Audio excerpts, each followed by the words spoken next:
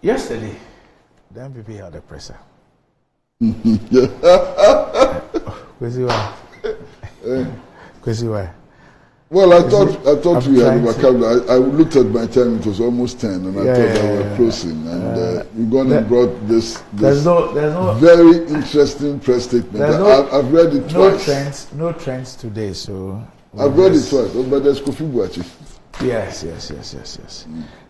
Trends today. So I read the graphics account and everything. NPP Northwest borrower in team. It says that Emmanuel Buhokson reports says the NPP has repeated claims that the opposition NDC that Akufo-Addo administration has borrowed more than any other government in the history of the country. The assertion that the government was the worst borrower, the NPP said, was an attempt by the largest opposition party to two things: misinform and mislead. And it says it was part of a grand propaganda campaign by the NDC to call disaffection for the government and a disingenuous tactic to distort the facts. Now, this is the key. It says instead of focusing on the rate of debt accumulation, rate of debt, please write that down. Rate of debt. I have it. No, I'm speaking about our viewers. Rate of debt accumulation. Okay. I've also written it. So instead of focusing on that, the NDC deliberately hammered on nominal figures. So write that also down. Nominal figures. Okay. And it says that the NDC deliberately hammered on nominal figures to create the impression that the government had overborrowed. These are the words of the party chairman, and he gives the facts to support his case. Says former President Kufuor inherited a debt stock of approximately 5.4 billion cedis in 2001, and added about 81%. Okay, I don't know if that takes care of debt forgiveness. Whether he takes care of the forgiveness there. Okay, but it says 5.4 and added 81%. Then this inherited, so from 5.4 to 9.7 billion. And this inherited 9.7 billion and increased the debt to 122 billion. It says that represents 819%. And it says that the NPP government, with the NDC characterized as having overborrowed, has added just about 304% total accumulated debt under this government. It includes the cost of the banking sector cleanup, energy sector debt payment, and the COVID-19 debt. So this is how he puts it. So he says that they have done 304%. And it says that when you engage in nominal figures, instead of rate of debt accumulation, which is in percentage terms, then what you're doing is misinforming and misleading people. Okay. So I've said this many times that I sat home for 1 year to resit maths because I wanted to read economics in sixth form. So I spent a whole year resitting maths. Okay. And it's just to tell you that I am not a brilliant mathematician. Okay. I'm not even a mathematician. You are not like Mr. Stephen in team. Okay. I'm not as brainy as him. Yes, we all accept that. Yes, I'm not as brainy and as intelligent as he is. Okay, but when you move from one single one, to two, rate is 100%. Is 100%. Okay. In nominal terms, it's an increase of 1. When you move from 2 to 3. Is 50%. Yes. In nominal terms, is 1. Yeah. Is 1. Okay. Now we are told that the way you don't misinform people and mislead people is to deal with rates of accumulation. So it's better to move from 2 to 3 than to move from 1 to 2, because 2 to 3 is 50% and 1 to 2 is 100%. So forget about the nominal terms, that they are both an increase of 1. And focus on the rate of accumulation, because one is 50% and the other is 100%. Better still, if you move from 5 to 10, 5 to 10. Randy, it's as if you were watching what I'm doing. Look at what I'm sorry. Then let me just. No. You can go ahead. If you do it, there's no. Look at what I've done. From 5, okay. Have you seen it? Okay. Have you seen? Yes. If you move from 5 to 10, it's 100%. In nominal terms, it's 5. Not so? Yeah. Okay. Randy, look, I mean, this is just. Let me give you. But wait. Mathematical gymnastics. The focus is that when you deal with nominal terms, you are misleading and misinforming people. Yeah. The best way to inform people is to look at rate of accumulation.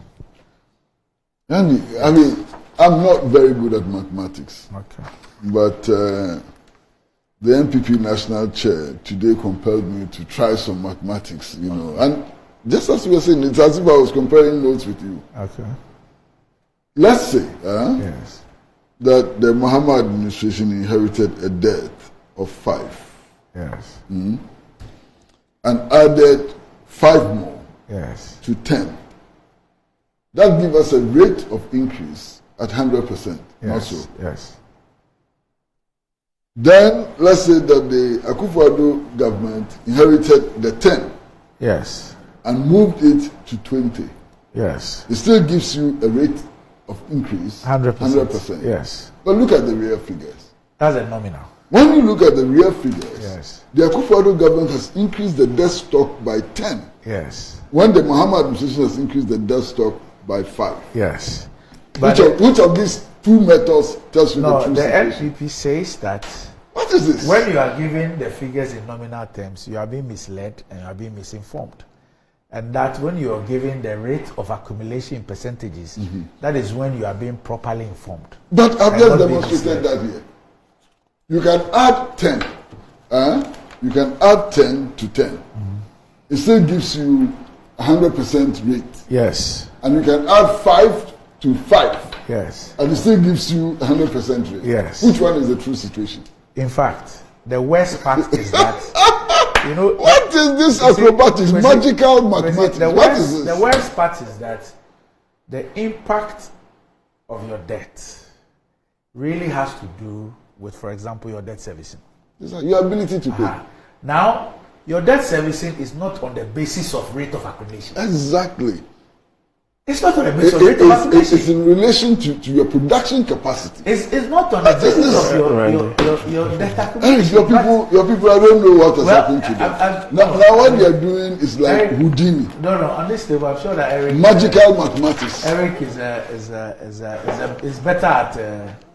maths and economics I'm not a maths. I'm not a maths. Maybe you can help us appreciate the rate of debt accumulation. You contributed to writing the statement, so you can explain it better. But this is Houdini. No, you see, I'm not a maths genius. You know, I mean, like I always like to contextualize conversations. You understand what I'm saying? So the national chairman read a full statement and listed a number of things in terms of the performance of the government, in terms of the challenges that we are facing as a country, and then also try to create a differentiation between the NPP administration and previous NDC administrations. Right.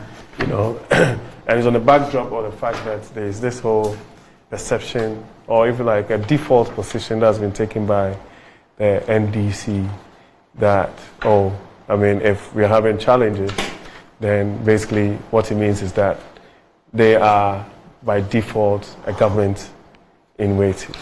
And what the national chairman sought to do was also to paint a picture of the performance of the NDC administrations over the past few years that they have been in government, in terms of their performance, in terms of their own record when it came to debt accumulation and all of those things.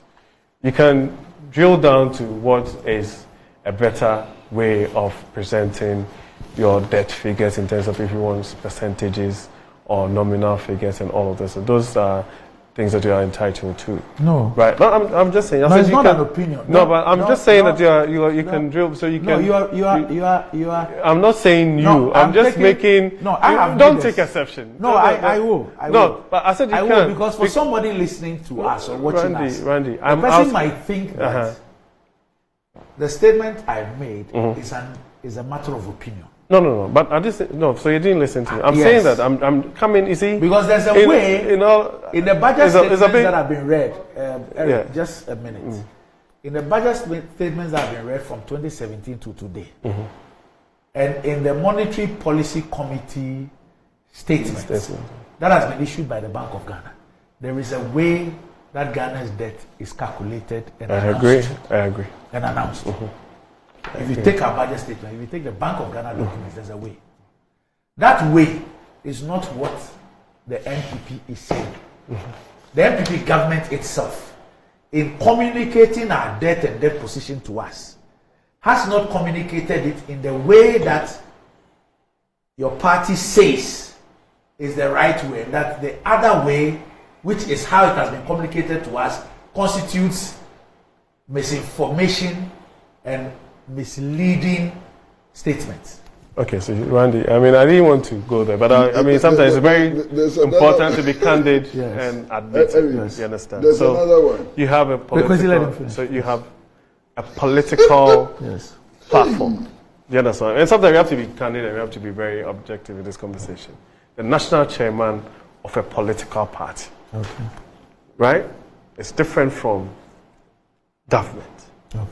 Responding to the national chairman or statement that has come from an NDC party that is seeking to basically create a certain perception that they are by default in line to succeed as an administration, right? And the national chairman made certain pronouncements.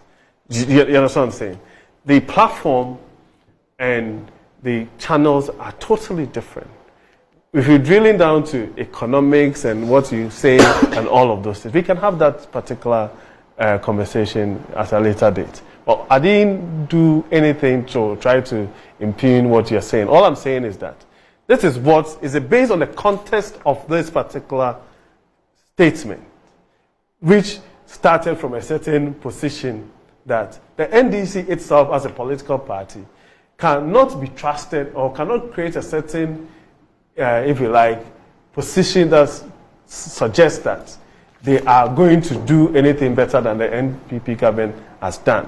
Just because of the fact that their own track record suggests that this is what they did over that particular period. Then when it comes to the economics and the economics and the maths and as to what should be a better presentation of the debt stock and all of those things, that is a totally different subject altogether. Because I'm trying to contextualize this particular statement. You understand what I'm saying? So it is not to, I mean, if you like, devalue your position on the matter. Because even this thing about even the stock itself, when you drill deeper, you also have issues to do with your exchange rate differentials over a period. So at a time when, this is not an economic, at a time when, for example, the debt stock was, let's say, 122 billion, right? Your CD to dollar ratio was X, you understand? Over that period, over a 12, 10, 15, 20-year period, it has extrapolated over a certain period. You understand? So if you go back to, for example, in nominal terms again, if in terms of borrowing when it comes to the USD, you would have a certain appreciation of the numbers. Now, as political... Fortunately, it's a common denominator for all governments. Exactly, right. So, but there are other very interesting things unfortunately, Randy, just to wrap up, I'm admitting something. Yes. So, what tends to happen when it comes to political commentary, for example, is that if I am communicating, I'm being very honest, if I'm communicating the numbers, I'll not even go to the USD one. I'll just say the CD one. Just because we all create some of these things just to gain some kind of advantage over each other. But the truth of the matter is... But that's on the assumption that people are so daft that... No. But the chairman of this statement admitted, you understand, is that there are challenges. We've faced all of these challenges and consider that certain things need to be done, things are being done in that particular context. All right. Okay. Randy, paragraph 19 of this statement. Yes. What does it say? I wish there was time to read it. Paragraph 19, here. Look, 19. Do you know what the chairman is saying? What is he saying? That NDC said that Ivory Coast is doing better. Yes. And that it is not true. Yes. Because all of them have gone to IMF. Yes. How can you make such a statement? For 2.6 billion. But he made I think that is he made a statement. And there is more. Another paragraph. I mean, look, people go to IMF for different reasons and different... No, even Ghana. the 17 we've gone to, we have never ever gone to the IMF in this condition. Yes. We have never. So never how do you gone to argue the that because IMF Ivory Coast has also gone to IMF, you and Ivory Coast at Dukada, you are the same? And then there's the element of... pensioners at Ivory Coast are not picketing. And then there's the element of the staff position in the Flagstaff House. Yeah. After all the dancing around and the rigging, if you add the number, it is 1,400 and something. The highest we have had in our history. 1,080. Yeah, 1,080. Thereabout. Yeah, the highest we have had in our history. So what is this all rigged and raw? Do you necessarily have to respond to everything the NDC says? It says that there's nothing nominal about the debt figures. You only talk about nominal figures when you have to use a deflator. So why is Ghana bankrupt despite the so-called low debt accumulation? But do you have to respond to everything as if it is?